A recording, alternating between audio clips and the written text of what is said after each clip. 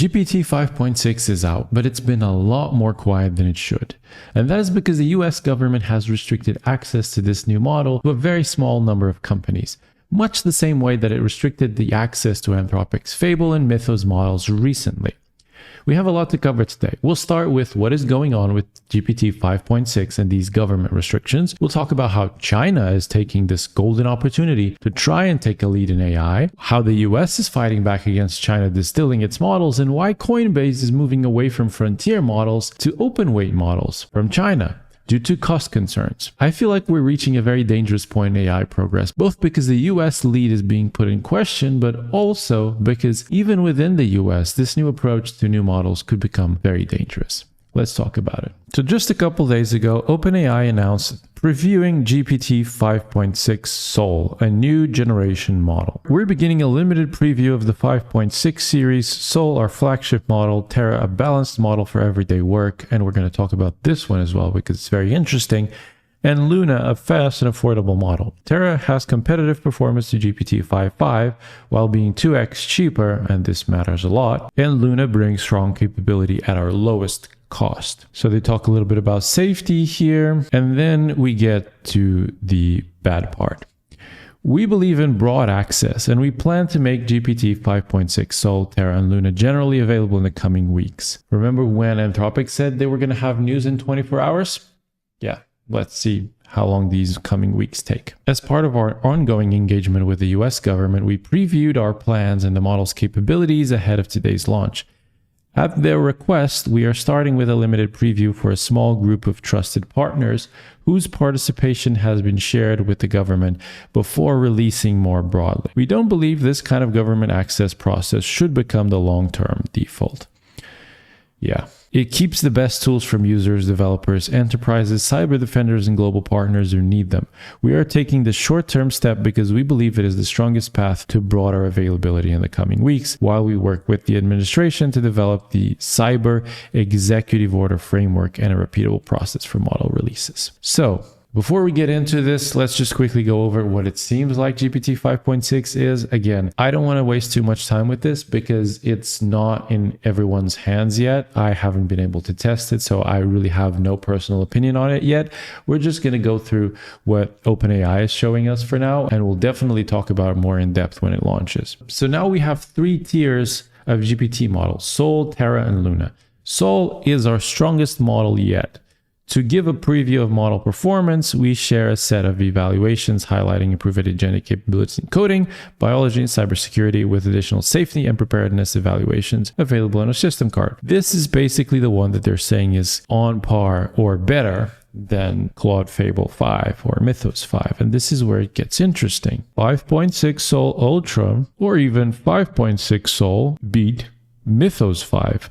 And this is Mythos 5, the one that we never got, because if it's comparing to Fable 5, they're saying GPT 5.6 Terra is on par with Fable 5 in terminal bench. Now, this Fable 5 is the one we actually had with the fallback to Opus when there were security concerns.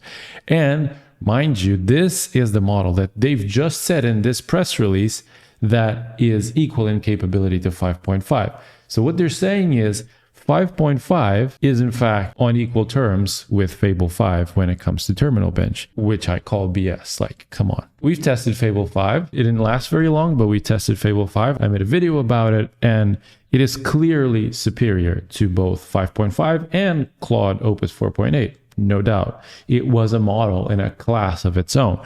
So this makes me very suspicious of this terminal bench here. I'm not sure what happened.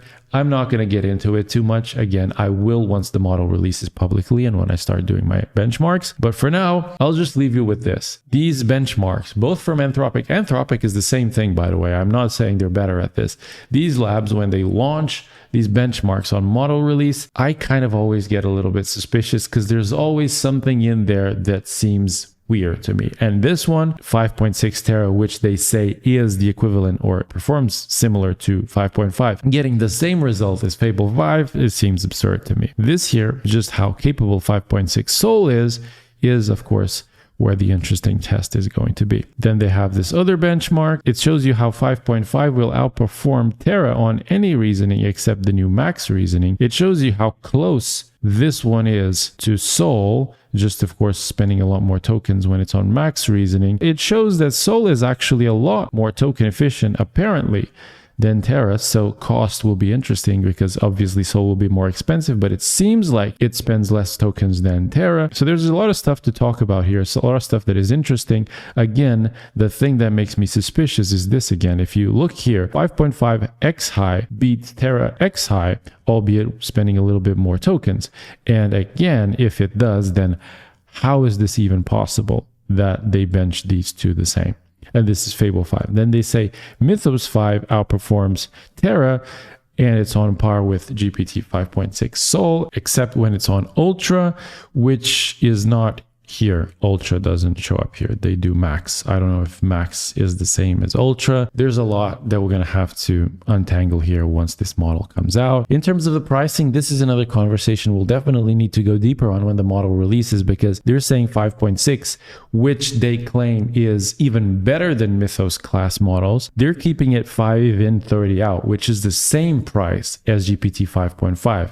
And then they're releasing 5.6, which they say is equivalent to the current 5.5 at half of that price. If OpenAI is actually releasing a model that is equally in capability to Fable, or as they say, even better, at this price of 530, when Fable, I believe, was 1050, this will be huge for OpenAI because it will be an extremely attractive model, especially because it seems it is decently token efficient. This will be extremely interesting. Imagine getting a Mythos class model for roughly half the price while being token efficient. I'm very curious to test this model. But anyway, that is not what we're here to talk about today. At least that's not what I'm worried about right now. This is actually what I'm worried about. US releases powerful Anthropic model Mythos to some US companies. Remember when this happened and we all lost access to Fable, and then Anthropic said we will share more details over the next 24 hours? Well, that was on the 12th of June. At the time of recording this video, that's over 2 weeks ago. And we still haven't had anything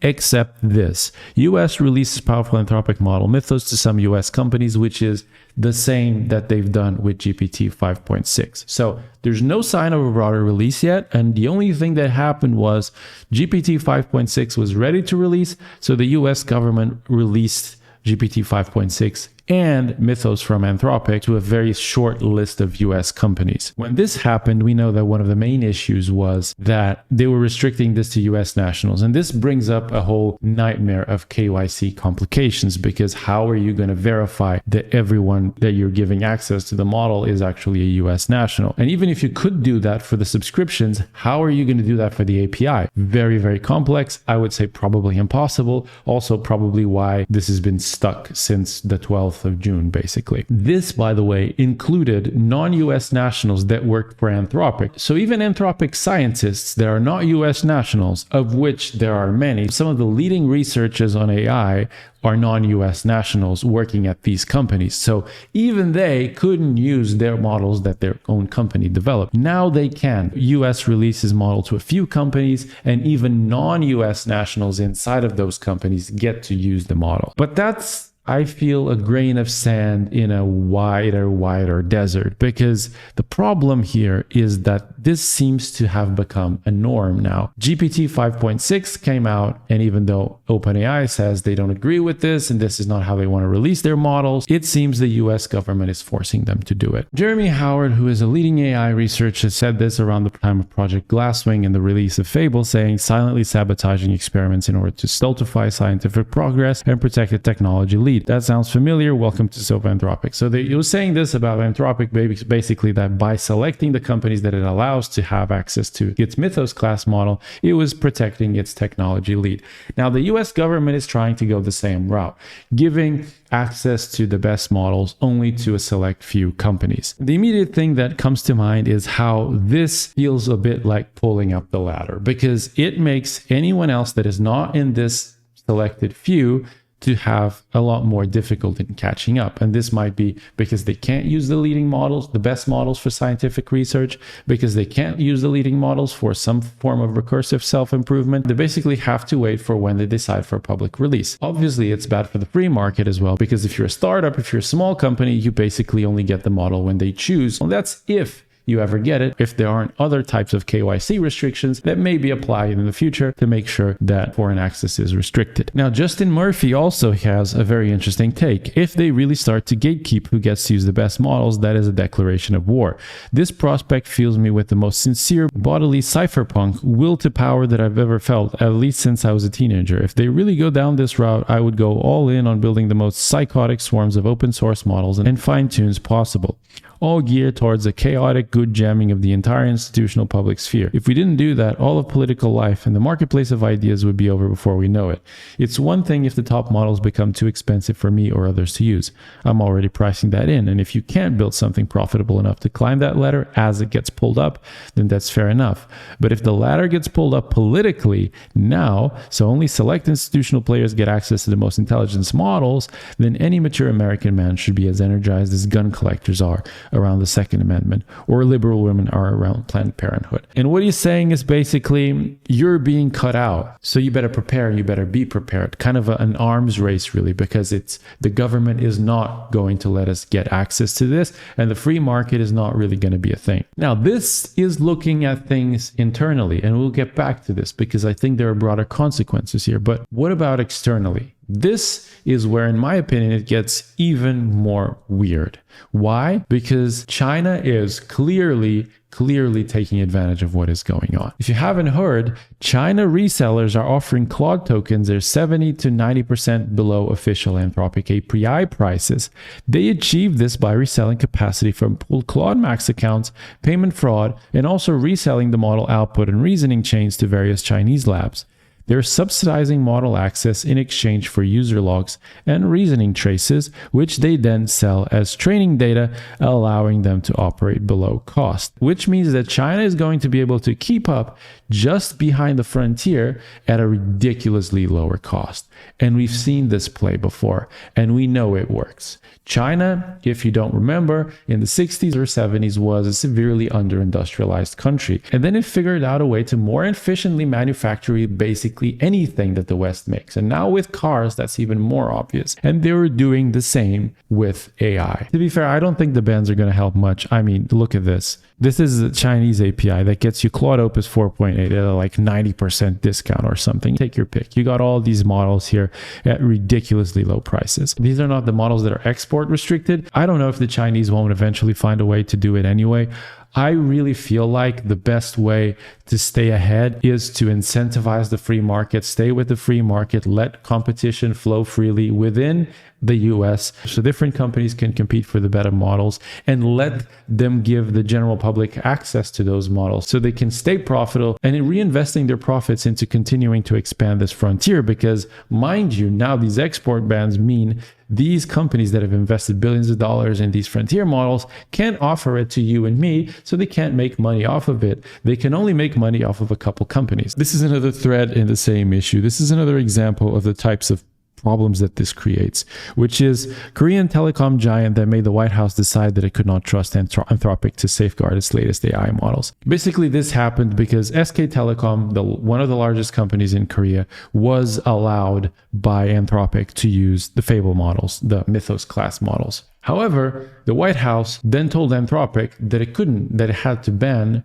SK Telecom. And they did ban SK Telecom because the White House believed that SK Telecom was leaking access to those models to China. Now, SK Telecom is also an investor in Anthropic, which obviously creates a very awkward situation here. But SK Telecom in its corporate structure has and has had for a while deep ties to China. I definitely believe that what the White House says could be true. And this just further solidifies the point that I was making earlier. I think it's going to be very hard to keep China from using these models using export bans, because this is the age of the internet. I think they will find a way to get it. And we are also hurting the internal free market and the ability for these companies to stay at the frontier. So I'm afraid that because we're trying too hard to protect the technology, we might actually end up harming it. So I wanted to do a parallel here with the drone industry. As you know, the drone industry, at least consumer drone industry, is completely dominated by Chinese technology, namely DJI. The US market was big, around 6 billion, but DJI captured it by undercutting on subsidies in the Shenzhen supply chain. Now, as you know, this is very similar to what is happening with EVs. The government subsidizes key technology companies, key Chinese technology companies, so they can win the market. 3D robotics and airwear, US companies tried and lost the price and iteration war, not a missing feedback loop. So it wasn't even about getting the products to the customers and then iterating from the feedback loop they get from the customers. They just lost the price and iteration war because they couldn't compete with government subsidies and the Shenzhen supply chain, which is extremely efficient. Now, China has about 70% global share, and Chinese brands set the golden standard. Supply chain cost lead was already locked in, and when the US government started issuing bans, it just failed. It went nowhere. Now, what we're doing is we're over-restricting who can deploy frontier AI or keep the cost high, while China ships open models.